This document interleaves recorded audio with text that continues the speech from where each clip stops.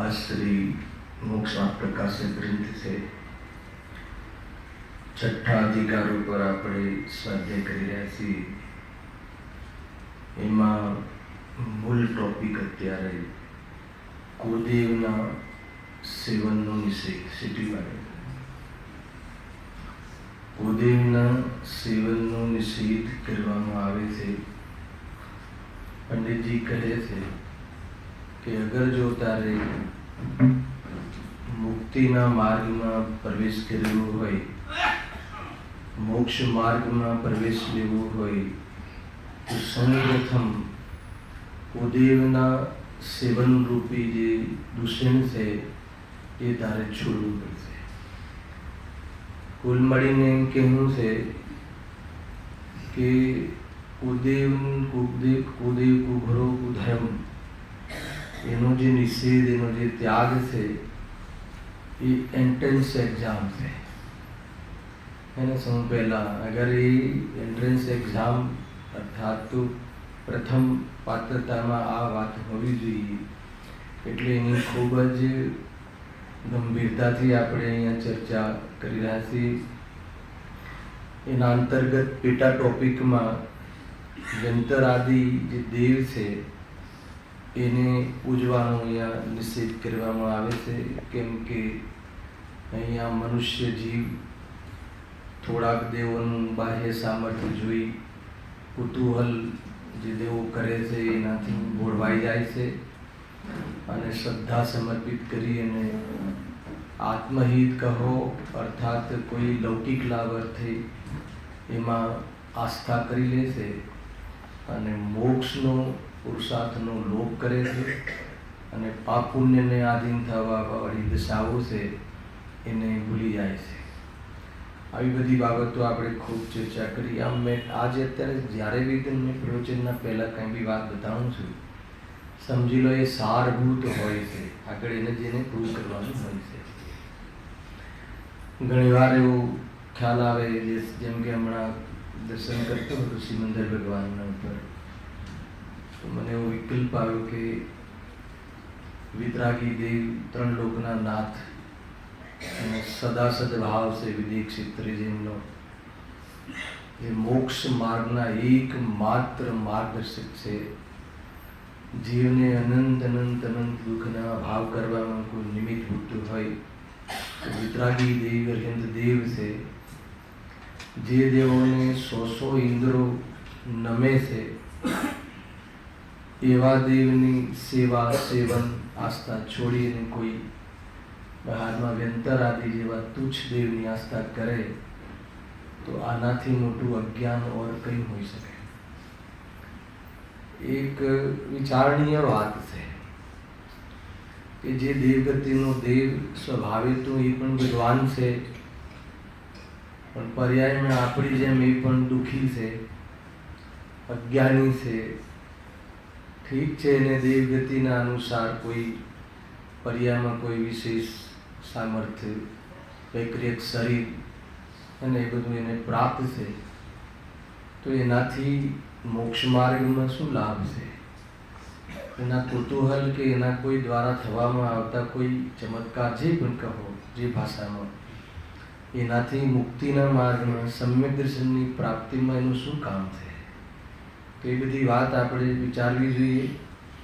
એને લઈને જે ગઈકાલે કયો પ્રશ્ન હતો, અંતિમ 171 નંબરના પેજ પર પ્રશ્ન હતો, ત્યાં એ વાત ગઈકાલે ખાસ આવી હતી કે દેવગતિના દેવો પાસે બીજા જીવોને પરણમાવાની અથવા અન્ય પ્રકારે રોગ આદિ રૂપ પરિણમિત કરાવવાની નૈમિતિક અથવા એમાં નિમિત્ત બને એવી શક્તિઓ હોય છે.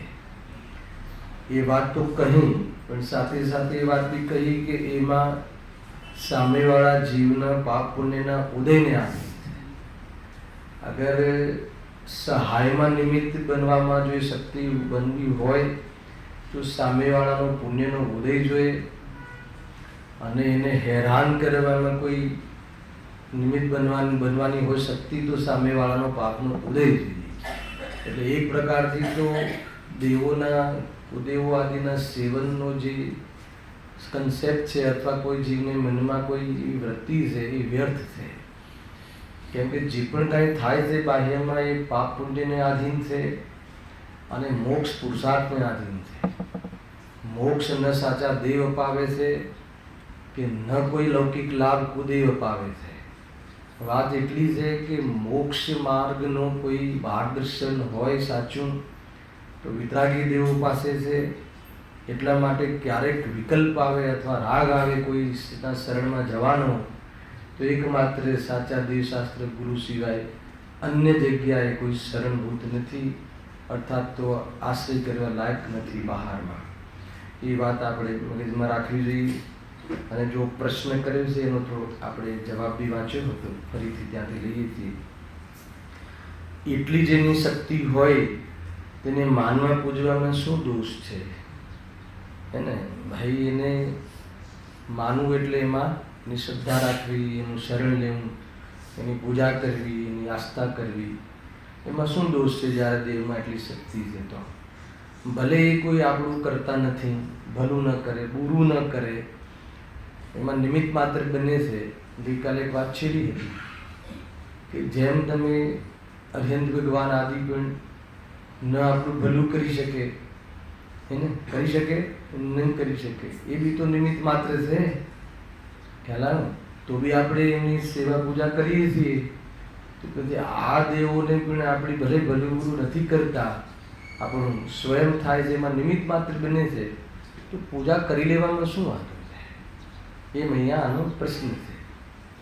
તો એક વાત એમાં ઉઠાવી હતી, તો અર્થ કહી દો એટલે આગળ આપણે વિષય ચાલે.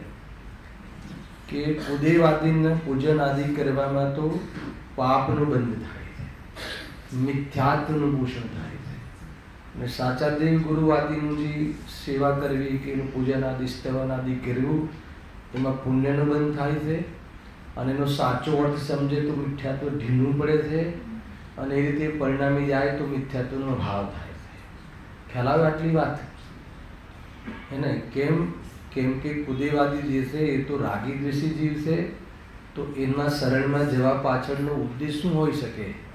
રાગની પૂર્તિ અથવા રાગનું પોષણ કરવું, અને અર્થાત તો બહારની જે પંચેન્દ્રિય વિષયની જે ભોગ આદિ પ્રવૃત્તિ છે એ પ્રવૃત્તિમાં અનુકૂળતા અર્થે આપણે એના શરણમાં જવાની વાત છે. કેમ કે એને મળવા પાછળ, એના શરણ જવા પાછળ, એની ઓળખાણ રાખવા પાછળનો ઉદ્દેશ કોણ રાખે, કોણ કરે? કે જેને રાગનું પોષણ કરવું હોય, એમાં તો રાગની વૃદ્ધિ છે, એમાં તો એટલા માટે જ જાય ને જેની પાસે જે હોય એને જે મેળવવું હોય તો એની પાસે હોવું જોઈએ. તો એની પાસે તો રાગ દ્વેષ છે, એની પાસે તો બહારમાં કુતૂહલ આદિ છે, તો એમાં તો બધી ભ્રમિત કરાવવાની ચેષ્ટાઓ છે એની પાસે. તો એની પાસે જવા પાછળનું પ્રયોજન આપણું શું હોઈ શકે? એને રાગ દ્વેષનું પોષણ છે, તો એનાથી પાપ થાય છે, મિથ્યાત્વનું પોષણ થાય છે, મોક્ષ માર્ગ દુર્લભ થઈ જાય છે. બહુ મોટું નુકસાન તો આ છે. બહુ આમ ખેદ વર્તે આપણને.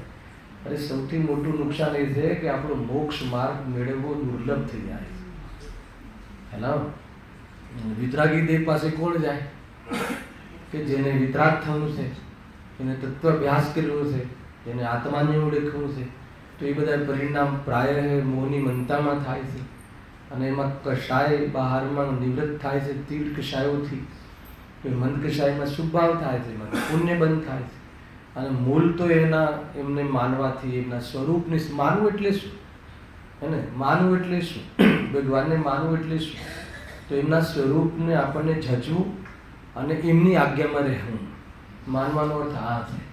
એમને કહેલા તત્વને અંગીકાર કરવા અને એ પ્રમાણેનો પુરુષાર્થ કરવો, એનું નામ માનવું છે. ખાલી મંદિર આવી જવું, ખાલી પૂજા પાઠ અષ્ટદ્રવ્ય બહુ ધામધૂમથી ચઢાવી દેવા, એનું નામ માનવું નથી.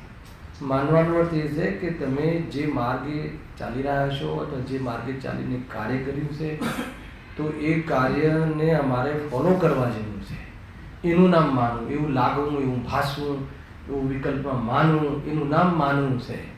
એટલે માત્ર કોઈ એક પ્રકારથી એની ચોપડીમાં, મુમુક્ષુની ચોપડીમાં ખાલી નામ લખાવી દેવું, ફોર્મ ભરી દેવું, એનું નામ માનવું નથી. એટલે કે નહીં, ઘણી વાર બી તમે માનો છો કે નથી માનતા. માનવું એટલે શું? આપણે શનિવારના ક્લાસોમાં નમસ્કારના પ્રકરણમાં બહુ લીધું. નમવું એટલે શું, નમવા પાછળનું શું રહસ્ય છે, એની આ વાત છે. તો એ કહે છે કે જે કુદેવાદીના સેવનથી, એના શરણ જવાથી, એમાં આસ્થા રાખવાથી, એમના પ્રત્યે પ્રેમ કરવાથી અથવા એમને કહેલી ચીજોમાં અનુસરણ કરવાથી એકલું પાપ બંધ થાય છે, એકલું મિથ્યા ભાવ વધે છે.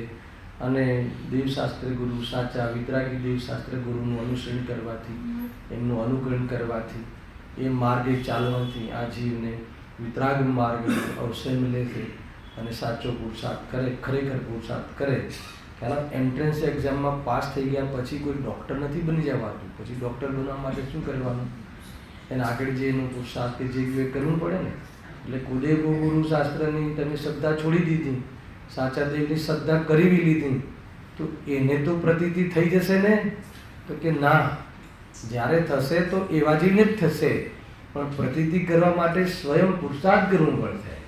ભગવાનની સામે બેસી રહેવાથી કે માળા જપવાથી કે એમની જય જયકાર કરવાથી એમ કાર્ય નહીં થાય. એ તો અંદરમાં વિતરાગતા પ્રત્યે પ્રેમ હોય તો બાહ્યમાં થવાવાળું પ્રદર્શન છે, એ દર્શન નથી. દર્શન તો અંતરણપણતીમાં થાય છે.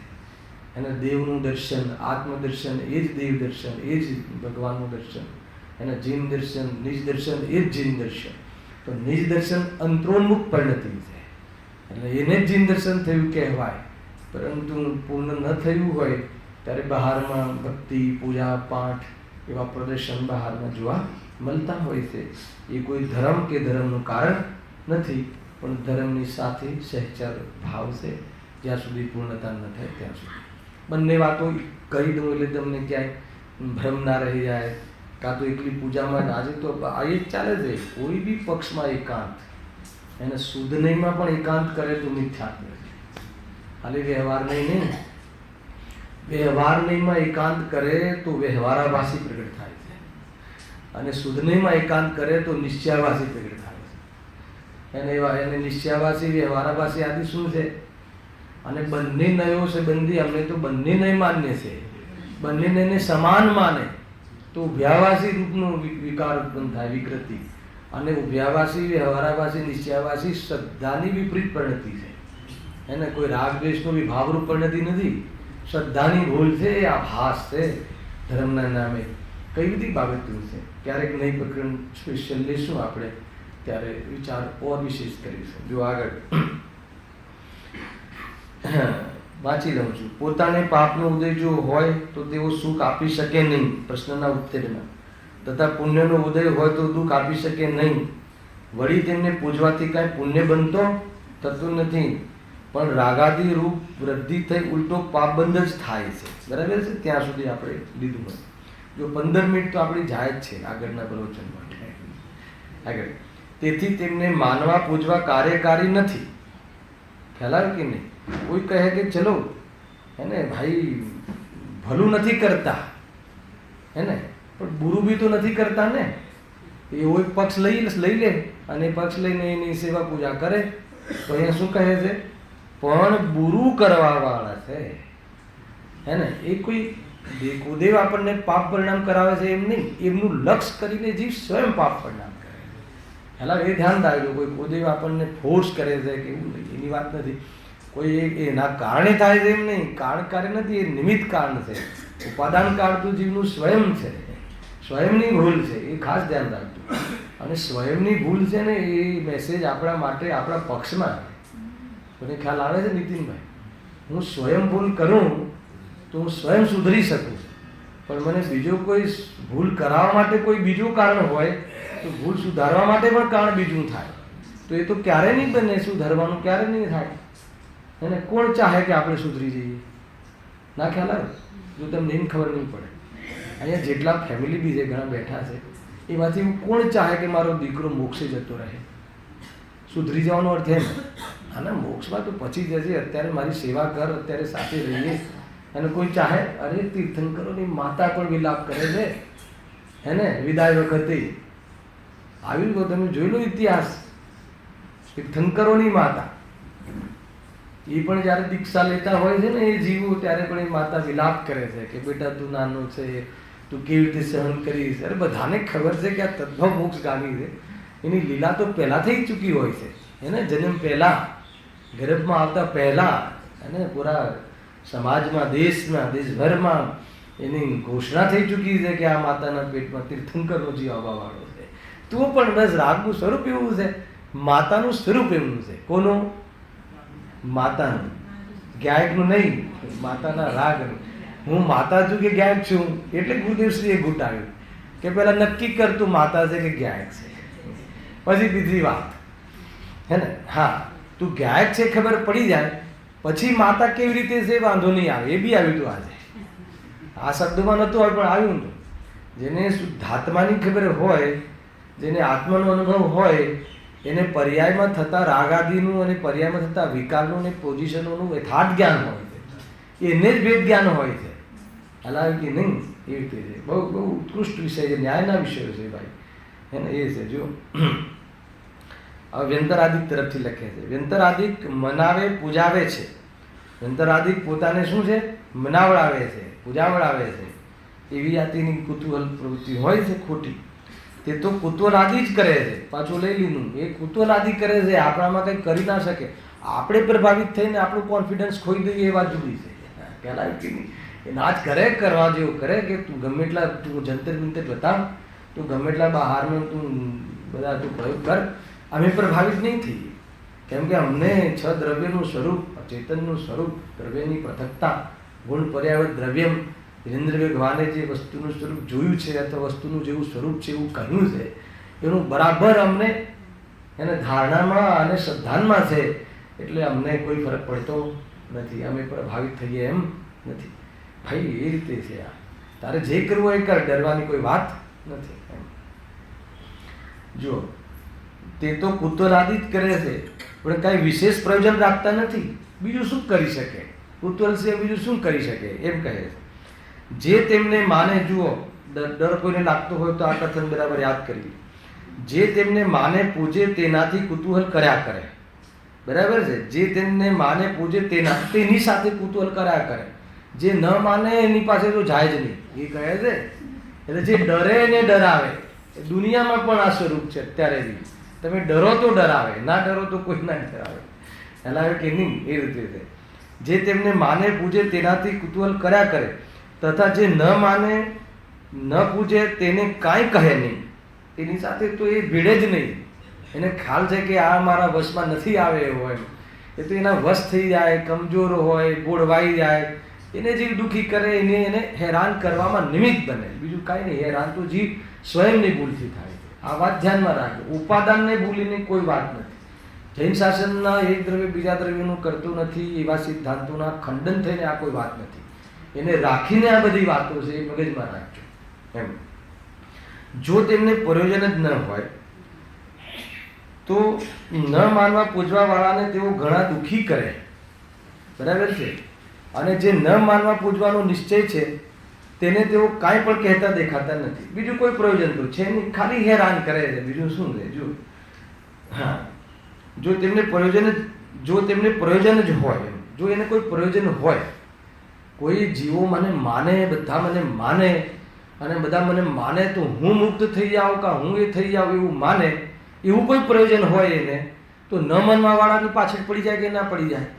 તો અહીંયા કહે છે કે તો ન માનવા પૂજવાવાળાને તેઓ ઘણા દુઃખી કરે, પણ દુઃખી કરી શકતા નથી. કેમ નથી કરી શકતા? પેલો દ્રઢ છે, પેલો એવી આસ્થા ધરાવતો નથી એને છે.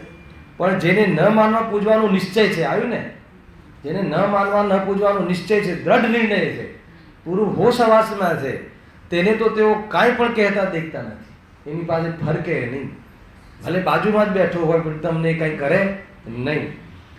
વળી પ્રયોજન તો સુધાદિકની પીડા હોય તો હોય, પાછું એક પ્રયોજન યાદ કરાવ્યું એમને. કોઈને બહુ પ્રયોજન શું હોય? ભૂખ લાગી હોય, કોઈની પાછળ કેમ પડી જાય? કોઈ બીજું પ્રયોજન હોય, ધન જોઈએ તો ન, એને ધન જોઈએ છે કે દેવગતિમાં ધન નથી ચાલતું, આપણા રૂપિયા ત્યાં નથી ચાલતા. ખ્યાલ આવે કીધી ત્યાં હજારની નોટ નથી ચાલતી, સાચી હજારની નોટ પ્રફુલભાઈ જમા કરી હોય તો વાપરી નાખજો. હવે સોનગઢમાં પ્રસંગ છે, આપી દેજો. શું કહ્યું કે ત્યાં નથી ચાલતી, અને આ બધી સભાવાળા ક્યાં જવાના? દેવગતિમાં, હે ને? બીજે ક્યાં જાય? દેવગતિમાં જાય કોણ? આપણે નહીં જઈએ તો એટલે સીટ તો ત્યાં છે જ પાકી, પણ ત્યાં આ હજારની નોટ નથી ચાલતી, ધ્યાન રાખજો. એટલા માટે જે છે નહીં આપી દેજો, એમ કહેવું છે મારે. જો તેને તેઓ કાંઈ પણ કહેતા દેખતા નથી. વળી પ્રયોજન તો સુધાદિકની પીડા હોય તો હોય, પણ તે તો તેમને વ્યક્ત થતી નથી. માનો સુધાદી લાગે તો એને તો કોઈ વ્યક્ત કરવાની કે રોટલા લેવાની કે એની વ્યવસ્થા કરવાની, દેવગતિના દેવોને એવી કોઈ પ્રકારનું જીવન હોતું નથી. એને એ તો વિચાર કરે, અમૃત જરે વાત પતી ગઈ એમ. જો થતી હોય તો તેમના અર્થે નૈવેદ્યાદિક આપીએ છીએ, જો લોજિક આપે. જો નહીં તમે કહો કે નહીં થાય છે, તો અહીંયા કહે છે કે એમને નૈવેદ્યાદિ જે ધરાવે છે, લોકો જે બી ભોગ ધરાવતા હોય તેને તેઓ કેમ ગ્રહણ કરતા નથી? ખરા એ ગ્રહણ નથી કરતા તો કોણ ગ્રહણ કરે છે? તો એ જે વ્યક્તિ હોય એ ગ્રહણ કરે છે, હે ને? જે માર ખાય છે કોણ ખાય છે ખબર છે? આમ જ્યારે કોઈ એને કોઈ બીજો ફટકારે કે એવી બધી ચેષ્ટાઓમાં જે બી બહારમાં વિધિ ચાલે છે, ફટકારે તો એ ફટકાર કોને પડે છે? એના કે વ્યક્તિને પડે છે, દેવને તો કોઈ અડી ના શકે, ફટકારે નથી હોતી એને, વૈકૃત શરીર હોય છે. ખ્યાલ આવે ને?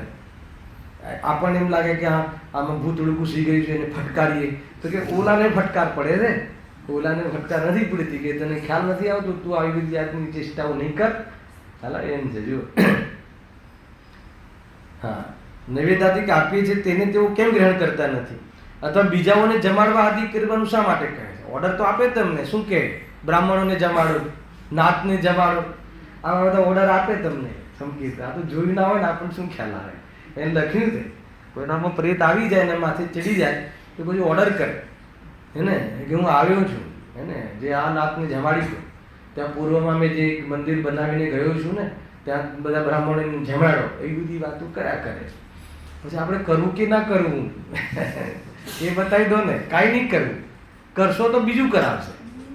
નહીં કરાવીએ, જ્યાં તારાથી થાય કરી લે. એકવાર કહી જોજો કોઈને આવતું હોય તો, હાલો ને, ચિંતા નહીં, નહીં તો મને મળજો, હે ને. આપણે કંઈ ફરક એમાં કાંઈ ના કરે, બહુ બધા ડરતા હોય છે. જો તેથી તેમની ક્રિયા કુતૂહલ માત્ર છે. આ પહેલા કીધું કુતૂહલ માત્ર કરે, પછી તમે એને વશ થઈ જાઓ કરાવડાવે. તમે વશ નહીં થાઓ, પ્રતિકાર કરો. અપમાન કરવાની વાત નથી, પ્રતિકાર કરો. ખ્યાલ આવે તો કાંઈ નહીં થાય. અને પોતાને તેમને કુતૂહલનું સ્થાન થતાં દુઃખ જ થાય, હિંસા થાય, માટે તેમને માનવા પૂજવા યોગ્ય નથી. એનાથી તો દુઃખ જ થશે જો એના આધારે રહીશું તો. હવે એક ઓર પ્રશ્ન, અને સાદા સાદા પ્રશ્નો છે, કોઈ ખાસ વાત તો આગળ જે ક્ષેત્રપાલ આદિનું એક ચેપ્ટર આવવા વાળું છે, જો આજે આવી જાય તો ઠીક છે, નહીં તો આગળ. પ્રશ્ન એ વ્યંતરો એમ કહે છે, સાંભળો, વ્યંતરો શું કહે છે? ગયા આદિમાં પિંડદાન કરો તો અમારી ગતિ થાય, અમે ફરીથી આવીએ નહીં. એ શું છે? પ્રશ્ન છે. ગયા છે ને, ગયા નામનું સ્ટેશન છે ને, હશે એ વખતે એમના મગજમાં. પંડિતજી કહે છે કે વ્યંતરો આવે તો આવી બધી ડિમાન્ડ કરે. શું ડિમાન્ડ કરે? કે મારું ગયા આદિ તમે મને લઈ જાઓ અને ત્યાં પછી પિંડદાન કરો, હે ને, એનાથી પછી મારી ગતિ, હે ને, ગતિ થશે, સારી ગતિ થશે, અથવા આ ગતિ છૂટશે વ્યંતર આદિની. 10,000 તો મિનિમમ આયુ હોય. ક્યાંથી છૂટવાનું છે? દેવગતિનું આયુ કેટલું? મિનિમમ ઓછામાં ઓછું 10,000 વર્ષ અને વધારે 33 સાલ, હે ને? એટલી વાર તો કેટલી વાર અહીંયા જન્મ લઈને આપણે નીકળતા જઈએ. ખ્યાલ 50, 100 વર્ષના આવી જાય આપણે. ઓછામાં ઓછું તો 10,000નું આયુષ્ય બંધ થાય છે દેવગતિમાં પણ. જો શું કહે છે, તો ગયાદિમાં તમે લઈ જાઓ, પિંડદાન કરો, તો પછી અમારી ગતિ થાય, તો પછી અમે ફરીથી નહીં આવીએ. સાંભળજો શું કહે છે. મને આ વાંચતી વખતે એક વિકલ્પ આવ્યો કે એને ગયા જવું હોય, જ્યાં બી એને, જે કોઈ મુસલમાન હોય તો બીજે લઈ જવાનું, કે જે બી જે દેવ હોય તો એને જવું હોય તો એમાં એને આપણી શું જરૂર પડે? એ તો હવાથી તેજ ગતિ હોય છે, એને તો સેકન્ડોમાં જતો રહે. ખ્યાલ આવ્યો? માનો કે એને ગયા જવું જ હોય તો પછી એ જઈ શકે છે, પણ એને શું છે? હેરાન કરવું છે. એને એ જીવ સાથે લેનદેન છે, ઋણાનુબંધ છે, તો એને હેરાન કરવું છે, બીજું કાંઈ નથી કરવું. હવે એને હેરાન કરવું છે એટલે આવી જાતિની ચેષ્ટાઓ કરે છે. જો જીવોને પૂર્વભવના સંસ્કાર તો રહે જ છે, આ વાત બી બહુ ખતરનાક છે, હે ને? અને વ્યંતરોને પૂર્વભવના સ્મરણ આદિ વિશેષ સંસ્કાર છે. સ્મરણ રહેવું અને એ પ્રમાણેની આસ્થા રહેવી, એવા સંસ્કાર છે. તેથી પૂર્વભવમાં તેને એવી જ વાસના હતી કે ગયાદિકમાં પિંડાદી દાન કરતા ગતિ થાય. ખ્યાલ? પૂર્વભવનો કોઈ સંસ્કાર એને હોય છે. મેં લાસ્ટ ટાઈમ બી કહ્યું હતું કે ગ્રહિત મિથ્યા તો મુખ્ય રૂપથી કર્મભૂમિના મનુષ્ય ગતિને હોય, પણ કદાચિત કોઈ વાર તિર્યંજને કર્મભૂમિના અને ક્યારેક દેવગતિને આ વ્યંતરાદિમાં પણ એની અસર જોવા મળે છે. એટલો અપવાદ બી કહ્યો છે શાસ્ત્રમાં, એમ કહ્યું. તો પૂર્વભવમાં એવો સંસ્કાર કર્યો હોય, કોઈ જગ્યાએ પથ્થર, રોડનો પથ્થર લઈને મંદિર બનાવ્યું હોય, કોઈ વ્યક્તિએ મનુષ્યને પછી ત્યાં દેવ થયો હોય, એને મરી નિરંતર થાય, તો પછી એ બધા પ્રભાવ એને રહે છે. તો એ બીજી ગતિમાં પણ એને સંસ્કાર આ પણ હોય છે. તમે જો બાળકોમાં પણ જ્યારે એક જ માના પેટે ટ્વિન્સ જન્મ લે, 2, 3, 4 બાળકો એક સાથે જન્મે છે ને, તો એક સાથે જન્મે તો બી દરેકના સંસ્કારમાં ફરક હોય છે. એક ક્રૂર હોય છે, એક થોડુંક અને નરમાસ હોય છે, શીખવ્યા વગર. હજુ શીખવવાનું ટીચિંગ તો હજુ બાકી છે. 4 મહિનાનું બાળક, એને કંઈ શીખવાનું કોઈ અત્યારે નવામાં તો વાત નથી, તો બી એને અલગ અલગ ચેષ્ટાઓ હોય છે. તો એને પૂર્વના સંસ્કાર થોડા એને કામ કરતા હોય છે, એ નિરંતર આવ્યા હોય છે, તો એ પ્રમાણે વર્તે. નરકમાંથી આવ્યો હોય તો રમકડું આપો તો રમકડાને ચગદી નાખે, તોડી ફોડી નાખે. તમે જો એની માનસિકતા જોવી હોય તો. અને કોઈ આવે, કોઈ એવી સારી જગ્યાએથી આવ્યો હોય, કોઈ એવી ખોટી જગ્યાએથી ના આવ્યો હોય, આ તો સારી ખોટી તો આપણા ભેદ છે, બાકી ક્યાંથી મતલબ. હાલા તો એ તમે એ જેવી ઊંટ આપો કે બળદ આપો કે કોઈ તિર્યંજનું પૂતળું આપો તો બરાબર આમ એને સાચવે, પડી ના જાય એવી કેર કરે. તો વગર શીખવે એવું કરે છે. એનો અર્થ શું છે? કે એ સંસ્કાર આગળના હોય છે. અને કોઈ એવું કરે તો તમે એને નારકી નહીં જોતા, હે ને? અને ક્યાંથી આવે એનું કાંઈ મહત્વ નથી. અને હવે આવી ગયો છે એ બહુ મહત્વની વાત છે. તો વળી પાછું એક બીજું ભૂત પૂછી જાય કે આ નારકી છે, નરકમાંથી આવ્યો ને ક્યાંથી બી આવ્યો, અહીંયા આવવાનું કે પુણ્ય તો બાંધ્યું છે કે નહીં, અને સાચા દેવશાસ્ત્ર પૂર્ણ શરણમાં આવ્યો છે, બહુ થઈ ગયું. ક્યાંથી આવ્યો એનું મહત્વ નથી, ક્યાં જવાનું છે એનું બી થોડુંક મહત્વ છે. હલાવે કે નહીં. અને ક્યાં જવાનું છે વર્તમાન પર નિર્ભર છે, એટલે વર્તમાનનું બહુ મહત્વ છે. હલા ક્યાં જવું છે? અરે આત્મા અસંખ્યાત પ્રદેશની બહાર હોતો જ નથી. એવું ધારી લે, એવું માની લે, સત્યને ઓળખી લે તો 2-5 ભાવોમાં આવવા જવાનું બંધ થઈ જાય. હલાવે કે નહીં. સિદ્ધાલયમાં અશરીરી થઈને બિરાજમાન થઈ જાય. ગજબનું ભાઈ, બહુ અવસર, બહુ જોરદાર અવસર મળ્યો છે એને. મને તો વારંવાર અંદરમાં વાંચવું અને સમજવું ત્યારે એટલો મહિમા આવે છે કે આપણને આ ચાન્સ મળ્યો છે, છતાં આપણે લૌકિક વ્યવહાર ને વેપાર ને દ્વંદ ને ફંદ ને નિંદા ને આ ને તે ને એમાં ઉપયોગ ખોટો, એમાંથી વ્યર્થ છે, એમાંથી કાંઈ મળવાનું નથી. અરે હું તો કેટલી વાર કહું છું કે જે ભાવ તમે નીચેની નિંદા કરો છો, અથવા ન્યૂઝપેપરમાં જે પણ પ્રકારના લાસ્ટ લેવલના ભાવો આવે છે, એવા ભાવો આ જીવે કેટલી વાર કર્યા? અનંત વાર કર્યા. મિથ્યાત્વને લઈને જેટલા બી પાપ થઈ શકતા હોય એ બધા જ પાપ 1 વાર 2 વાર નહીં, અનંત વાર કર્યા. હવે એ પાપની કથા કરીને શું મતલબ છે? અને કોઈએ કર્યા શું? મેં અનંત વાર કર્યા એમ માનીને નિવૃત્ત થઈ જાય. હલાવે કે નહીં ભાઈ, આવા ભાવ મેં અનંત વાર કર્યા. અને એને જે કરી રહ્યો છે એ પર્યાયની ભૂલ છે, પણ ગુરુદેવે શીખવાડ્યું છે ને, બદલાઈ જશે, પલટાઈ જશે, ભગવાન બનવાની ક્ષમતા છે. બીજભૂત પરમાત્મા તત્વ છે, રો મટીરિયલ છે ભગવાન બનવાનું. જે સમયે એકવાર એનો ઉપયોગ ખુલશે અને એની સામે જોશે તો પરમાત્મા બનીને ઊભી થશે પર્યાય. તું એને ઓછો નહીં માન, વર્તમાન પર્યાયથી નહીં જો, સંયોગથી નહીં જો, સ્વભાવથી આદત કપાળ જોવાની દરેક વસ્તુને હલાવે કે નહીં, તો કહે છે કે તને કોઈ પણ પ્રકારના અંદરમાં ઉદ્વેગ નહીં થાય. ભાઈ આટલી મેથડ મળી છે, રીત મળી છે, વિધિ મળી છે, હે ને, મફતમાં મળી છે ઋષભ? આપણને એવું લાગે છે મફતમાં મળી છે. આ 100-200 રૂપિયા આપીને શીખે તો એવું લાગે કે આપણે ખર્ચ્યું છે, કંઈ કિંમત છે. અરે તે કેટલી કિંમત ચૂકવી છે આ મળવા પાછળ તને ખબર નથી, એમ કહે છે. એવા પુણ્ય બાંધ્યા છે ત્યારે આપણને આ પંચમ કાળમાં અનેક પ્રકારની હાનિના કાળમાં, હાનિઓના ક્ષેત્રમાં પણ આપણને એક એવી મજબૂત ચીજ મળી છે, એને ખ્યાલ આવે. એકવાર દેખાઈ જાય સાચું તો નિહાલ થઈ જાય. એ તો આ બેહાલ થઈને રખડે છે. આપણે ખ્યાલ આવે, અરબો રૂપિયા હોય એ પણ બેહાલ છે. અહીંયા તો એ બધી મેથડો છે. ખ્યાલ એ રીતે જો ક્યાં આવ્યા હતા? હા, જીવોને પૂર્વ ભવના સંસ્કાર તો રહે જ છે અને વ્યંતરોને પૂર્વ ભવના સ્મરણથી વિશેષ સંસ્કાર છે. તેથી પૂર્વ ભવમાં તેને એવી જ વાસના હતી કે ગયાદિકમાં પિંડાન આદિ કરતા ગતિ થાય છે. ઘણા લોકો અત્યારે પ્રવૃત્તિ બી કરતા હોય છે એ બધી. તેથી તેઓ એવા કાર્ય કરવાનું કહે છે. હવે જો આગળ આવ્યું, મુસલમાન વગેરે મરીને વ્યંતર થાય છે, તેઓ એ પ્રમાણે કહેતા નથી. એ ગયાનું નામ દેતા નથી. શાનું નામ દેશે? મસ્જિદમાં લઈ જાઓ, બીજું શું કહેશે? અને મુમુક્ષુ વ્યંતર થાય તો સોનગઢ લઈ જાઓ. હલાવે કે નહીં? આપણે સોનગઢ જ વારંવાર જતા રહીએ છીએ પ્રફુલભાઈ, હે ને. આપણે કદાચ અહીંયાથી નીકળી ગયા અને દેવમાં ગયા તો શું કહેશું? ભાઈ મને તું સોનગઢ લઈ જાઓ, હે ને. એમ જ કહેશે, બીજું શું કહેશે? જો અરે એને તો શું જરૂર છે? ત્યાં બધા એકથી એક ચડિયા હતા જીવ સ્વર્ગમાં છે.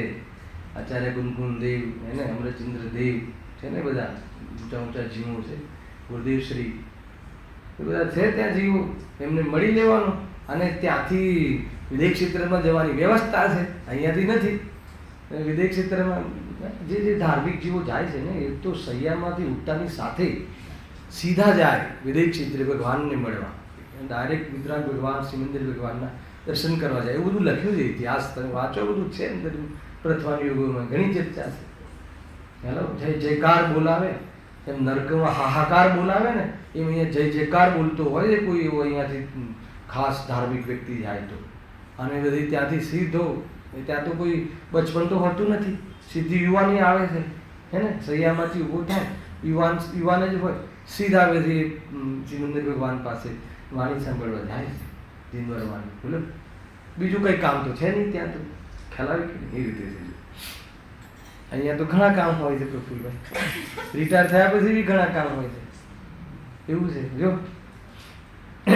હા, મુસલમાન વગેરે મરીને વ્યંતર થાય છે, તેઓ એ પ્રમાણે કહેતા નથી. કેમ નથી કહેતા? કે એને સંસ્કાર એ નથી, એને સંસ્કાર મક્કા મદીનાનો છે. એટલા માટે તેઓ પોતાના સંસ્કાર રૂપ જ વાક્ય કહે છે. જો સર્વ વ્યંતરોની ગતિ એ જ પ્રમાણે થતી હોય તો બધા સમાન પ્રાર્થના કરે, એટલે અલગ અલગ પ્રકારના પરિણામો હોય છે. પણ એમ તો નથી, એમ સમજવું. ટૂંકમાં અંતમાં એમ કહે છે કે આ વ્યંતર આદિ પણ એક પ્રકારથી આપણને લાગે કે એક પ્રકારથી મજાક જેવી ચીજો છે. અને અહીંયા અંતમાં લખે છે કે એ પ્રમાણે વ્યંતર આદિકનું સ્વરૂપ સમજવું, અને એમાં કોઈ પૂજ્યતાની વાત નથી, એમાં પૂજ્યતાનું કોઈ લક્ષણ નથી, એમાં પૂજવાનો કોઈ અર્થ નથી. ખ્યાલ આવે? એમને પૂજવાનું એટલે એમને માનવાનો અર્થ નથી, એમને શ્રદ્ધા રાખવાનો કોઈ અર્થ નથી. કેમ કે એ ભલું બુરું કરી શકતા નથી. ભલું બુરું શાને આધીન છે? પોતાના દ્વારા કરાયેલા પાપ પુણ્યને આધીન. અને એ મોક્ષે પણ લઈ જતા નથી. સ્વયં તો વિદેશ ક્ષેત્ર જઈ શકે, આપણને ન લઈ જઈ શકે. અને આપણે જે મુક્તિને પ્રાપ્ત થવી છે સિદ્ધાલયમાં સિદ્ધ બનીને, એમાં પણ એમનું કોઈ પણ યોગદાન હોતું નથી. બાહ્યમાં કોઈ યોગદાન હોય તો પંચપરમેષ્ઠીનું છે, એ બી માર્ગદર્શન. અને ખરેખર કોઈ એમાં સિદ્ધાલયમાં જવાનું કોઈ રિયલ કારણ હોય તો પોતાનું ઉપાદાન છે, ભગવાન આત્મા. બરાબર છે? એટલે આપણને આટલી ખબર પડે તો હવે શ્રદ્ધાને ક્યાં નમાવી ક્યાં ન નમાવી એટલો વિવેક કરી લેજો. કોઈ પણ દીવાબત્તીનો કોઈ મેટર હોય તો કોઈ ગુરુ કરી જ કેવી રીતે શકે? કોઈ કરી જ કેવી રીતે શકે? તું જેટલું એને એ માનીશ, જેટલું એના પ્રત્યે ખોટી શ્રદ્ધા અંધશ્રદ્ધા રાખીશ, એટલું તને વધારે સતાવશે. ઓર બી વાતો કરવાનું કહેશે, કાંઈનું કાંઈ કહેશે. શું કરીશ તું એને? અરે જેના પ્રત્યે પ્રેમ છે એવા જીવનું, એવા બાળકનું તને બલિ આપવાનું કહેશે. 11 જણનું થયું કે ના થયું બધાને ખબર છે. કોઈ એક તો હશે ભાઈ, મહેન્દ્રભાઈ વાંચ્યું ને પેપરમાં, 11 જણે એક સાથે એક સરખી પોતાને આત્મહત્યા કરી લીધી એક સાથે. એમાંથી મને બધા પ્રસ્તાવો, અને કોઈ પણ બાહેમાં કોઈ બાવા ભુવાઓથી પ્રભાવિત હતા, અને કોઈ કહીને કયા ગયા હતા કે ભાઈ તમે આ રીતે મરણ કરશો તો ક્યાં મળશું આપણે બધા? મોક્ષની સ્વર્ગમાં. એને સ્વર્ગને મોક્ષ કહે છે એ લોકો, વૈકુંઠ કહે છે એને, સ્વર્ગને મોક્ષ કહે છે એ લોકો. તો કે આપણે હું સ્વર્ગમાં તમારી રાહ જોઉં છું, તમે એક સાથે આ રીતે કરજો તો આપણે બધા ત્યાં મળીશું. બોલો હવે આટલી મૂર્ખામી, મનુષ્ય ભાવ, મનુષ્ય જીવન જેના માટે મળ્યું હતું, તો આવી અંધશ્રદ્ધા નથી તો શું છે? બરાબર, ભારતની રાજધાનીમાં આવું કાર્ય થાય છે. બાકી તો હવે શું કહેવું, ઝૂંપડપટ્ટીઓનું તો શું કહેવું, હે ને? મોટા મોટા લોકો આમાં ફસાય છે અંધશ્રદ્ધાઓમાં. કોઈ નિયમ છે કે આપઘાત કરે તો નિયમથી તિર્યંશમાં જાય? શું? કોઈ જે આપઘાત કરે તો નિયમ ના, નરકમાં જાય. નરકનો નિયમ છે. ના, નરકનો નિયમ. આત્મહત્યા અગર પૂર્વમાં એને આવી બદલી પોતે બીજો કરે નહીં, જીવ પોતે પોતે આત્માની હત્યા, પોતે આત્મહત્યા કરે, સુસાઇડ કરે તો નરકમાં જાય છે. નરકનો બંધ થાય છે અગર પૂર્વમાં ના કર્યો હોય તો. હે ને? આ જે સૈનિક રાજા સુસાઇડ કરેલું ને, તો ક્યાં ગયા? હેલા, જો એમને એક છોકરો સમ્યક દૃષ્ટિ અભયથી અને એક છોકરાએ તો પરેશાન કરી નાખ્યા. હેલા, સુસાઇડ કરી લીધું, શાહિક સંકીથી. સમજમાં આવે છે કાંઈ? અને એમ કે આ એટલા માટે કે છોકરો તો છોડવા આવતો હતો, એમને છોડાવવા માટે આવતો હતો, પણ એની ચેષ્ટાઓ પહેલાંની જોઈને એમ થયું કે આ મને મારશે તો સમાજમાં બદનામ થશે, ધર્મ બદનામ થશે, એના કરતાં હું જ પ્રાણનો ત્યાગ કરી દઉં. નરક ગયા. પૂર્વમાં બંધ થયો હતો એટલે ગયા. બાકી સમ્યક દૃષ્ટિ સ્ત્રી પર્યાય, નારકની પર્યાય, તિર્યંશની પર્યાય, અને નપુસંક એવી જાતિની પર્યાયો એમને, જે ભવન આંતરિક દેવ, જે ભવનવાસી વ્યંતર આદિ થતા નથી. વ્યંતર આદિમાં નિયમથી મિથ્યા દૃષ્ટિ ઉતરે છે. પછી ત્યાં એ સમ્યક દર્શન કરી લેવા જુદી છે, પરંતુ મિથ્યા દૃષ્ટિ જીવ ત્યાં, સમ્યક દૃષ્ટિ ત્યાં ન ઉપજે. એના પરંતુ આત્મહત્યા કરે એ જીવ નિયમથી નરકમાં જાય છે. અને કદાચ જેને પૂર્વમાં બંધ થઈ ગયો હોય એને આવી જાતિના એને ગતિ એવી મતી, હે ને, અને મતી એવી ગતિ, બે છે. બે પોતપોતાની રીતે સત્ય. છેલ્લે જ્યાં જવાનું હોય ને એવા પ્રકારના ભાવ આવી જાય. છેલ્લે છેલ્લે મરણ સમયે ઘણા લોકોના ભાવ આપણને ખ્યાલ આવે, પોતે કહેતા હોય છે કે એવું જવાનું છે, બધા શાંતિથી સ્વાધ્યાય કરજો, કોઈ આ પ્રમાણેનું કોઈ, તો એને ખ્યાલ આવે કોઈ સારી ગતિનો જીવ છે, આ કોઈ જે ગતિમાં જશે, ખ્યાલ આવે ને એ રીતે. પણ જે આવા પ્રકારના પરિણામોથી મરે તો એ આત્માના પ્રદેશો શરીરથી બહાર નીકળે, એને એટલી આકુરતા હોય છે એ વખતે. અને એકત્વ બુદ્ધિ તો ખતરનાક હોય છે. જ્યારે મિથ્યાત્વ એટલે શરીર છોડવું પડે, તો એ વખતે તમે વિચાર તો કરો કે કઈ કશાય હાવી થઈ ગઈ કે જેને મરણ જેવું જે દુઃખદ અવસ્થા પણ એને કોઈ ઇગ્નોર કરી નાખી.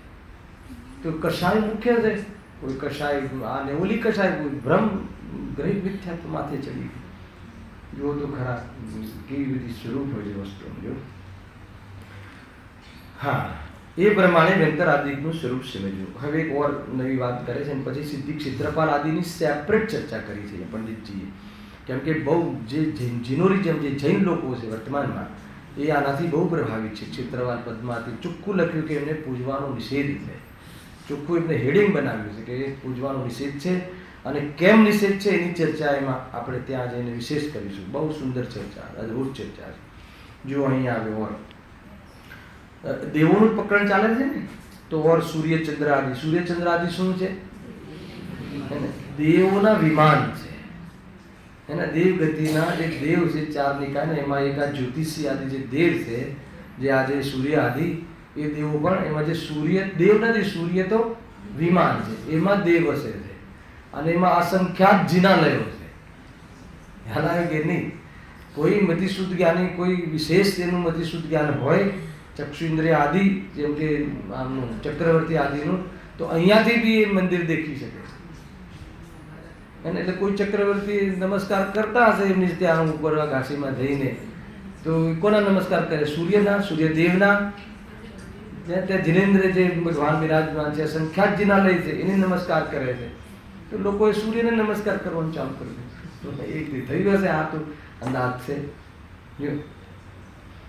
જલ ચડાવવાનું આ છે ને, એ બી એક વિજ્ઞાન છે કે જ્યારે સૂર્યના જે પ્રકાશના કિરણો છે ને, એન્ટીબાયોટિક હોય છે. એમાં પણ જે રેઝ હોય છે ને, એ રેઝમાં એ પ્રકારની વિજ્ઞાનની શક્તિ હોય છે. તો એમાં તમે પાણી ઝારો અહીંયા, એમાંથી જે આવે કિરણ અને આંખને મળે તો એ નિમિત્ત તરીકે આંખમાં એને અનુકૂળતા મળે છે. એટલા માટે હતી વાતો.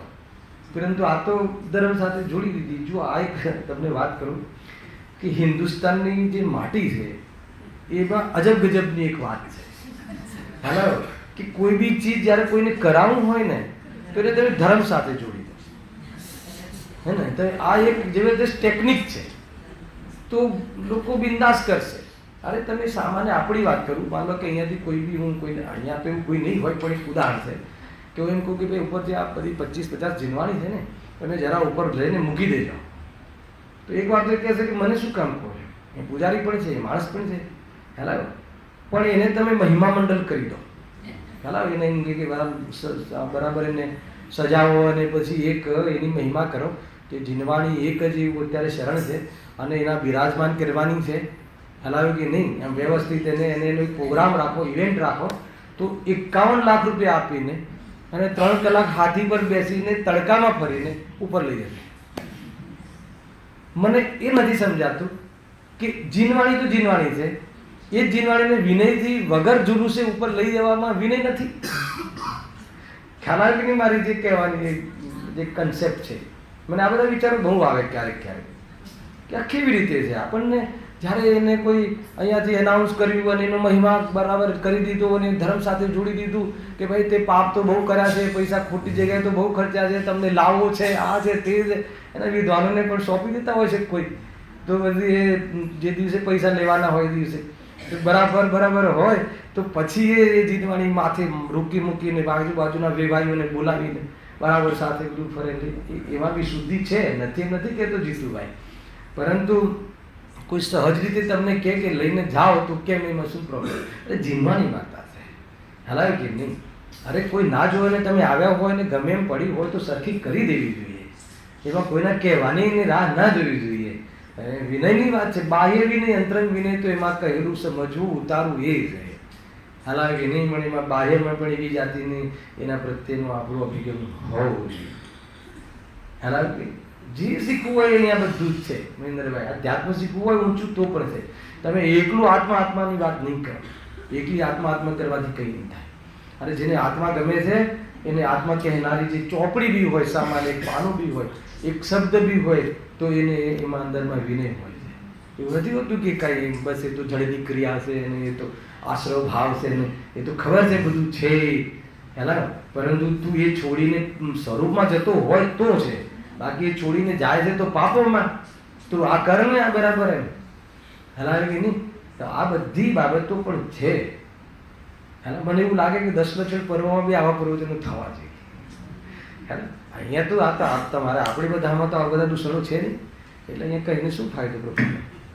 કોઈને એવું થતું હશે કે તમે કોઈ ઓર આત્માની વાત છેડો, આ છે તે નહીંની વાત કરો. ભાઈ, જીનવાણીની હર વાત શિરોમોર કરવી જોઈએ. હર વાત સામાન્યમાં સામાન્ય વાત કોઈ સામાન્ય હોતી જ નથી. ગુરુદેવજી એક વાક્ય બોલે છે, ભાષા તો સરળ છે પણ ભાવ ઝીણા છે. આવે કે એ વાત છે ભાઈ. ભાષા તો સારી બહુ સરળ છે, વાત તો બહુ સાદી છે, પણ એની પાછળનું જે મર્મ છે, એમાં જે પહોંચાડવી છે વાત જીવની પાસે, એ સામાન્ય નથી. હાજી ભાઈ, આ સમયમાં આવે છે જો વાંચીએ છીએ. જો આ બધી છે ને, આ એકવાર મેં કહ્યું તો એના પ્રયોજનમાં પેલું તુલસીનું ઝાડ છે ને, એ તુલસીના જે પાના કે એને હવા જાય ને, એ પર્યાવરણ માટે બહુ મહત્વપૂર્ણ કાર્ય છે અને એના પાન ઔષધિમાં બહુ ઉપયોગી હોય છે. તો દરેક ઘરમાં એક ઝાડ હોવું જોઈએ. અહીંયા તો હવે ઘર બી ના રહ્યા, ગામડાઓમાં હતું.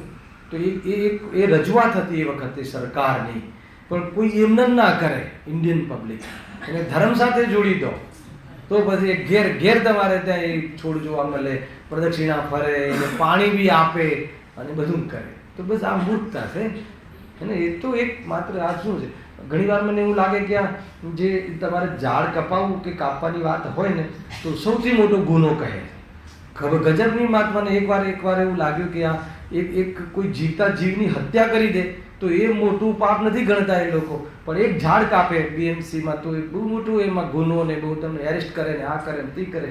તો મને એમ લાગે કે એકવાર તો એવું થયું શરૂઆતમાં કે આ જીવો પ્રત્યે આટલી બધી અંદરમાં કરુણા છે. હેલા તો પછી ખ્યાલ આવ્યો કે આ જીવ માટે કરુણા નથી, ઝાડ ઉઘાડે તો પર્યાવરણ ચોખ્ખું રહે એટલા માટે આ બધી વાતો હોય છે. બાકી તો માંસાહારી હોય છે બધા મરાઠા કોર્પોરેશનમાં તો એને ક્યાં અંદરના દયાને ક્યાં અંદરમાં કરુણાની વાત આવે છે. ખ્યાલ આવ્યો કે નહીં? તો કાંઈ દમ નથી ભાઈ. હે ને ભાઈ, એને પૂજવાની વાત નથી. કરુણા ન હોવી જોઈએ એમ નથી કહેવું. જેવી જીવો છે, તિર્યન છે, એકિદ્રિય છે, એના પ્રત્યે કરુણા દયા આવે એ તો નૈતિકતા છે, એ તો વાસ્તવમાં ગ્રસ્ત જીવનની એક જીવનની શૈલી છે, પરંતુ એ પૂજ્ય નથી. આપણે એને પૂજી નાખ્યા. જલથી જીવન છે તો જલને અર્ઘ ચડાવી દીધો. જલનો અર્ઘ નહીં, જલને અર્ઘ ચડાવી દીધો. આવે કે ભાઈ બહુ બધી બાબતો છે. તમે આખો દિવસ ચલાવો તો કેટલી બી બાબતો આમાંથી નીકળશે. એમ લાગશે કે મૂર્ખતા કેટલી છે, અજ્ઞાનતાનો તો કોઈ પાર નથી. પાગલપન છે, જીવને માથે ચડેલું રહે છે. ખરાબ કે નહીં? એકવાર માની લો કે એકવાર એક ભાઈ મેચ જોતા હતા તો કહે કે હું જ્યારે નજીક જાઉં છું ને તો પ્લેયર આઉટ થઈ જાય છે, દૂરથી જોઉં છું તો રમે છે. આવી આસ્થા થઈ ગઈ એને. હવે ખોટી આસ્થા પરદ્રવ્યમાં કઈની કઈ કલ્પના ને કઈની કઈ આસ્થા. આજે ફલાણા મતલબ એ સવારે ઉઠીને જીનવાણીનું ઉઠું જોવું ને પછી મેચ જોવું તો ઇન્ડિયા જીતી જાય છે, તો એની સાથે એમ કનેક્શન કરી નાખે. આ ખરેખર અંદરમાં એને ફિલિંગ હોય, ભલે બોલતો ના હોય, જીતતું હોય, અને તમને એમ લાગતું હશે કે આ બધી વાતો અરે આ હોય છે. તમે એકવાર જોજો, પોતાને ટટોલજો અંદરથી. ખ્યાલ ને એ રીતે છે. દીકરીને તો શું કહે છે? લક્ષ્મીનો અવતાર. હેલા દીકરી થાય ઘરમાં તો કે લક્ષ્મી આવી. એ શું છે લક્ષ્મી આવી? શું કાંઈ કોઈ ક્યાંય ને ક્યાંય જૂની, તમને એમ લાગે તો જૂની ભાષા ચાલે છે ને એટલે અમે બોલીએ છીએ, પણ એવું છે નહીં. અરે અમે તો લક્ષ્મી શું, અમે તો ભગવાન આત્મા માનીએ છીએ ને. એ એટલી નીચી વાત થોડી જોઈએ એને. અમે સમજમાં આવે છે કે નહીં? કઈ બધી બાબતો છે. જો વળી સૂર્ય ચંદ્ર ગ્રહાદિક જ્યોતિષને પૂજે છે તે પણ ભ્રમ છે. સૂર્યાદિકને પણ પરમેશ્વરનો અંશ માની પૂજે છે, પણ તેમનામાં તો એક પ્રકારની અહીંયા પ્રકાશ હોવું જોઈએ, પણ તેમનામાં તો એક પ્રકાશની જ અધિકતા ભાસે છે. પ્રકાશ કરી નાખજો, બરાબર. હવે પ્રકાશમાં તો અન્ય રત્નાદિક પણ છે. સૂર્ય પ્રકાશ આપે છે તો એનાથી શું થઈ ગયું? ના એ જીવન. અરે એ જીવન કાંઈ નથી હોતું. પ્રકાશથી જીવન છે, પાણીથી જીવન છે, અગ્નિથી જીવન છે, રોટી કપડાં મકાનથી જીવન છે. તો કે તે તારા જીવનની જે બધી હે ને ડેફિનેશન છે ને આ બધી કરી છે. અને જીવત્વ શક્તિથી જીવન છે, ચૈતન્ય શક્તિથી વાસ્તવમાં જડ થતું નથી. આત્મા ત્રણેય કાળે અસ્તિત્વ શક્તિથી રહે છે, અને એવી અપાર શક્તિઓનો હું પિંડ છું, અને એવો હું છું. એવા બધા જ જીવી પ્રમાણે છે. દરેક દ્રવ્યમાં જળ હોય કે ચેતન હોય, અનંત ગુણોનો સ્વામી છે પોતપોતાના. કોઈ જગ્યાએ કોઈ દ્રવ્ય પંગુ નથી કે મારે કોઈની જરૂર પડે કે મારે તેથી કોઈનું કાર્ય થાય, એવી વ્યવસ્થા નથી. મજા કર નિર્વિકલ્પ થઈને. ખ્યાલ કે નહીં ભાઈ? મને આજે સવારે બહુ વિશેષ પરિણામ આવતા હતા ભગવાનની સામે જ્યારે દર્શન કરતો હતો. હેલા તો મને એમ લાગે કે આ ભગવાન આત્માથી આપણે કેટલા દૂર છીએ. દૂરી કેટલી છે? વિકલ્પ જેટલી. હેલા એ તો કહેવાની વાત છે. વિકલ્પમાં રહીએ છીએ એટલે દૂરી છે, બાકી દૂરી જ ક્યાં છે? હું સ્વયં છું, છતાં પણ જે એનું મિલન થતું નથી, એ મિલનમાં કેટલી દૂરી છે? હે ને?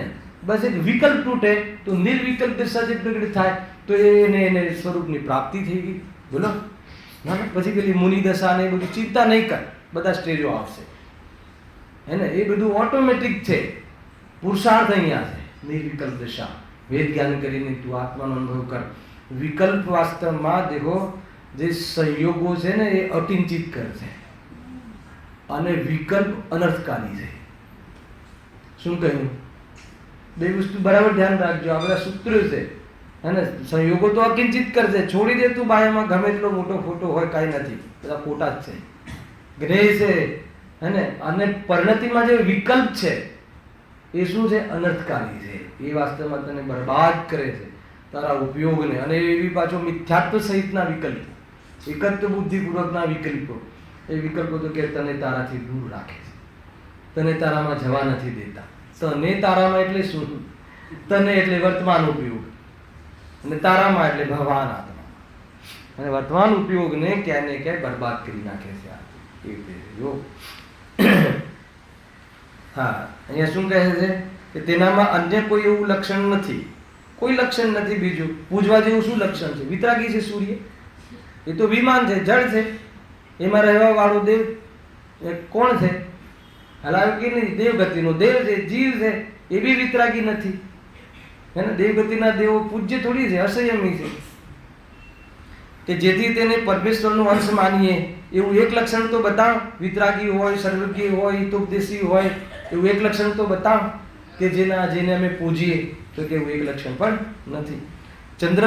ચંદ્રમાદિકને પણ ધનાદિની પ્રાપ્તિ અર્થે પૂજે છે. આ કેટલા ભૂત છે બોલો. પણ તેને પૂજવાથી જો ધન થતું હોય, આ બહુ સરસ લોજિક આપે છે, વાત બહુ સામાન્ય છે પણ માર્મિક છે. જો તેને પૂજવાથી જો ધન થતું હોય તો સર્વ દરિદ્રી એ કાર્ય કરે છે. ખ્યાલ આવ્યો કે નહીં? તો કોઈ તો થતું નથી. આ પેલા જાય છે ને તિરુપતિ, હે ને, મુંડન કરાવીને આવે અને ઘરના દાગીનાઓ નાખીને આવે, શું થાય એનાથી? તિરુપતિ જઈને આવે બધા કરોડપતિ થાય છે રાજુભાઈ? થાય છે, જોયું છે? નથી થતું ને. તો પછી એ કેવી? અને જો બધા થતા હોય તો દુકાન મકાન શું કામ જાય? દુકાનમાં શું કામ જાય? અમેરિકા ભણવા શું કામ જાય? હે ને, એટલા બધા લાંબે બધું કરવા શું કામ જાય? તિરુપતિ નજીક છે, ત્યાં જઈને બેસી રહે તો થઈ જાય, પછી અમીર થઈ જાય. તો કે એમ નથી થવા. અરે તું બાહ્ય જે ઉપાય કરીને થવાય છે એ ઉપાય તો કરતો નથી લૌકિક દ્રષ્ટિએ બી, અને તું કુદે પાસે બેસી રહેશે અને તને કોઈ વિદ્યાથી ધન મળી જશે એમ છે નહીં. ખરેખર તો પુરુષાર્થથી પણ નથી મળતું, બહારમાં પુણ્યના ઉદયથી મળે છે. અને પુણ્ય સ્પેશિયલ કરવામાં નથી આવતું. આત્માના અનુભવની મુખ્યતાથી થવાવાળા પુણ્યમાં એવી સાતી સહિતા આવે છે કે આત્માનો પુરુષાર્થ રહે છે અને બાહ્યમાં મફતમાં મળતું રહે છે.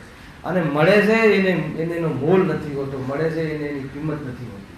આત્મદ્રષ્ટિ આત્માર્થી જીવોને એની કિંમત નથી હોતી, અને જેની એની કિંમત હોય છે એને મળતું નથી.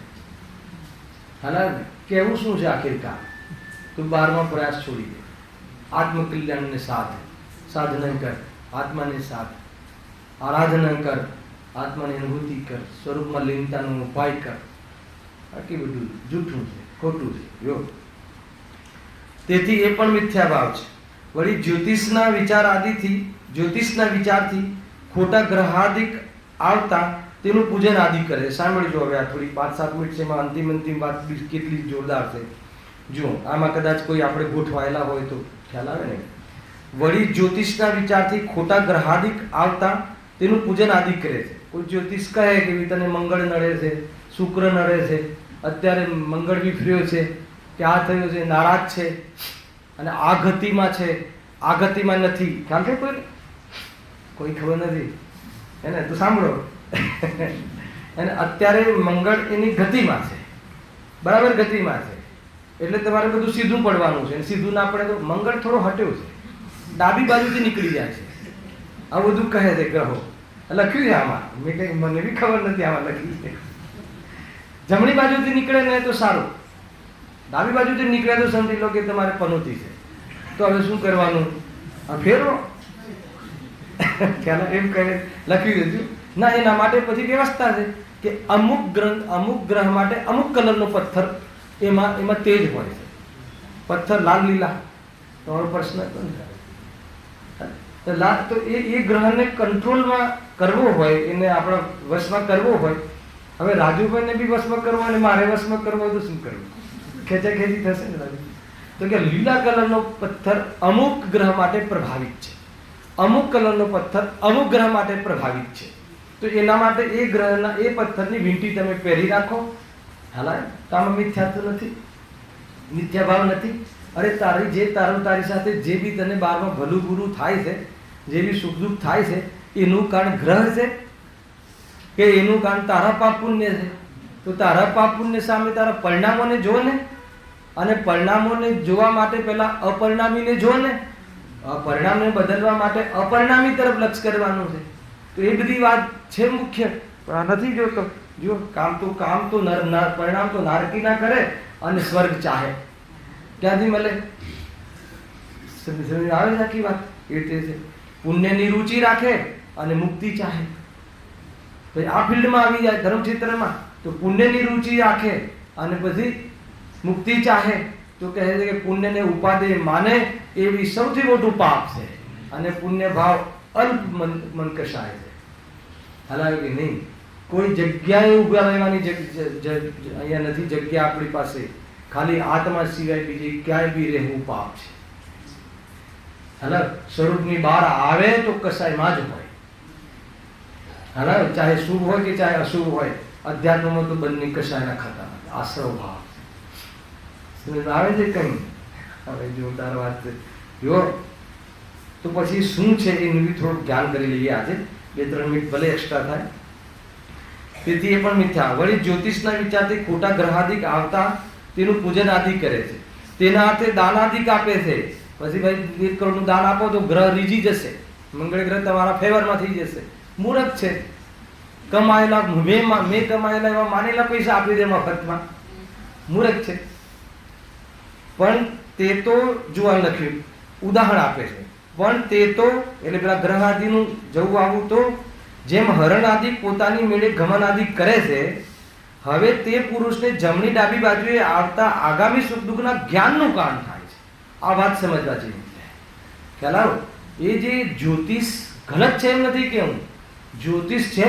જૈન ધર્મમાં, જૈન શાસ્ત્રોમાં જ્યોતિષનો બહુ મોટો વિષય છે, પણ જ્યોતિષ જ્ઞાન કરાવે છે. ખ્યાલ આવે કે નહીં? એ ગ્રહની જે દશા છે જ્ઞાન કરાવે છે. તો જ્ઞાન કરીને શું કરવું? તો ગાયકનું જ્ઞાન કરને ભાઈ. ભલા માણસ તું ગ્રહનું જ્ઞાન શું કામ કરે છે? હે ને? ત્યાં સિમંદર ભગવાન પાસે જાય તો બી શું જોવે? શું જોવે? પાછળ શું હોય છે સિમંદર ભગવાનની પાછળ? ભામંડળ. એમાં શું થાય? ભવ દેખાય આગળ પાછળના. તો ભવ જોઈને પાછો આવે. સિમંદર ભગવાનને જોઈને ના આવે કે ભવના ભાવ કરવાના ભાવને ન પ્રગટ કરે. એવું છે. અરે છતાં પણ તને વિકલ્પ આવ્યો કે ભાઈ શું છે બતાવો, અને તને કોઈ કહી દે કે ભાઈ મંગળ ગ્રહ કે આ ગ્રહથી જ્ઞાન એ થાય છે કે તારે આવી બધી દશાઓ થવાવાળી છે, તો તું એની બદલવાની ચેષ્ટા નહીં કરતો, પણ તું એવા સમયે ભેદજ્ઞાન કરવાની ચેષ્ટા કરજે. આપણને કોઈ એમ કહી દે કે ભાઈ સાંજે તમારે અહીંયાથી વિદાય લેવાની છે, આ દેહમાંથી તમારે જવાનું છે, કોઈ કહી દે તો ઉપકારી છે. હલાવે કે નહીં? તો ભાઈ મારી પાસે જે 8 કલાક છે તો કરવા લાયક કાર્ય કયું છે એ કરી લો. કયું છે?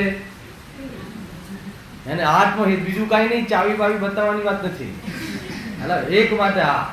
નહીં તો પહેલા ચોપડી શોધે, કઈ ચોપડી નીતિનભાઈ ક્યાં રાખી છે કે નહીં, ક્યાં કેટલા મૂક્યા બતાવી દઉં સંકિતને છોકરાઓને, કે વળી પાછા છોકરાઓ તારા ભોળા છે અને બધી કોઈ આપશે નહીં સામે ચડીને. કન્ફર્મ કરવા બેસી જાય કે આટલા છે આટલા છે. અરે તું શું કન્ફર્મ કરે છે? તું શું કરે છે? હલાવે કે નહીં? એ વાત છે. જો પણ કાંઈ પણ સુખ દુઃખ આપવા તે સમર્થ નથી, ખાલી જ્ઞાનનું કારણ થાય છે. તેમ ગ્રહાદિક સ્વયં ગમન આદિ કરે છે, અને તે પ્રમાણે યથાસંભવ યોગ પ્રાપ્ત થતા આગામી સુખ દુઃખ થવાના જ્ઞાનનું કારણ થાય છે. જેટલી બી બહારમાં જે પણ કોઈ જેમ કે હરણ નહીં, બિલાડી આડી ઉતરે, જમણી બાજુથી જાય તો સારું કે ડાબી બાજુ, ડાબી આંખ ફરકે સારું કે જમણી, બધું છે ને. તો કહે સંકેત છે, એ તને જ્ઞાન કરાવે છે. હે ને? ગુરુદેવશ્રી જયારે ચડ્યા ને હાથી હોદ્દે તો ધોતિયું ફાટ્યું ને, તો અપશુકન થાય કે સુકન થાય? હવે આ મામલામાં કઈ રીતે કેવું? સુકન અપશુકન તો માનતા નથી આપણે. અરે એ સુકન અપશુકન નથી, આમ લખેલું પણ છે. એ બતાવે છે કે કઈ આપ જે જઈ રહ્યા છો ત્યાં કોઈ એને માર્ગ નથી. ઈશારો તો કર્યો હતો, દસ્તક તો આપ્યું હતું, પણ આપણી આંખ ન ખુલી. એટલે ગુરુદેવશ્રી કે મારી આંખ ન ખુલી, પણ ક્રમબદ્ધમાં હતું જ નહીં. આંખ ખુલી ત્યારે ખુલી, પણ ખુલીને વાત બદલી ગઈ. સમજમાં આવે છે આખી વાત? ટૂંકમાં કોઈ જે આ બધું પહેલા છે ને, નિમિત્ત જ્ઞાનનો બહુ મહિમા હતો. પહેલા આ બધું હતું નહીં. બધી આ બધી તો કોઈને ખ્યાલ આવે કે હવા આવી આવે તો હવે આ બાજુથી પવન આવશે, વાવાઝોડું આવશે, તો નિમિત્ત જ્ઞાન હતું. તો આપણે એ પ્રમાણે સાવધાન રહેવાની વાત હતી. બસ એટલી જ વાત છે. હે ને, કોઈ એમ ન માની લે કે કોઈ શુક અને અપશુકનની કોઈ વાત અહીંયા કન્સિડર કરી છે, હે ને. એ બધું સંકેત જ્ઞાન છે, નિમિત્ત જ્ઞાન છે. જ્ઞાન થાય કે ભાઈ કોઈ એવી વાત આવવાની છે તો પછી આપણે તૈયાર રહેવું, અંદરમાં મક્કમ રહેવું, વેદ જ્ઞાન પરિપણે રહેવું, એ પ્રેરણા લેવી જોઈએ, એમ અહીંયા કહે છે. એ પ્રમાણે યથાસંભવ યોગ પ્રાપ્ત થતા આગામી સુખ દુઃખ થવાના જ્ઞાનનું કારણ થાય છે, પણ કાંઈ સુખ દુઃખ આપવા માટે તે સમર્થ નથી. સુખ દુઃખ આપવા માટે નિમિત્ત કોણ છે? પોતાના કર્મો. અને સુખી દુઃખી એટલે સુખાભાસ સુખ દુઃખ એ થવા પ્રમાણે કારણ કોણ છે? પોતાના પરિણામ, હે ને. મોહરાગ દ્વેષ એટલે મોહરાગ દ્વેષ મટાડે તો સુખી થાય, સરવાળે તે આવવું જોઈએ. અને જેમાં મોહરાગ દ્વેષ નથી એવો સ્વભાવની દ્રષ્ટિ કરે તો મટે તે આવવું પડે. જે ગુરુદેવ શ્રી 45 વર્ષ આપણને આપણું એડ્રેસ બતાવ્યું છે, હવે એડ્રેસ પર ગમન તો સ્વયં કર્યું. હલાવે કે નહીં? એમ છે. જો કોઈ તેમનું પૂજન આદિ કરે છે તેને પણ ઈષ્ટ થતું નથી. સાંભળો અંતિમ વાત. કોઈ તેમનું પૂજન આદિ કરે છે તો પણ ઈષ્ટ થતું નથી, તથા કોઈ નથી માનતા, નથી કરતા છતાં તેને ઈષ્ટ થાય છે તો બી અનુકૂળતાઓ મળે છે. માટે તેમનું પૂજન આદિ કરવું તે મિથ્યા ભાવ છે. કોઈ ગ્રહમાં ના માનતો હોય તો એને ઈષ્ટ થાય છે, અને કોઈ માનતો હોય ને વિધિ કરે તો એ અનિષ્ટ થાય છે. એટલા માટે બહારમાં બુરું ભલું બુરું થવું કર્મને આધીન છે, ગ્રહને આધીન નથી. ગ્રહ તો જ્ઞાન કરાવવા અર્થે છે, જ્યોતિષ માત્ર જ્ઞાન કરાવે છે. એનો કોઈ ઉપાય કરી શકે બાહ્યમાં એવું કોઈ સ્વરૂપ નથી. એ અહીંયા વાત આવે છે, એ પ્રમાણે સમજવું. અહીં કોઈ હવે અલગ પ્રશ્ન છે, એની ચર્ચા નેક્સ્ટ સહેજાનંદી સુર સ્વરૂપી અવિનાશી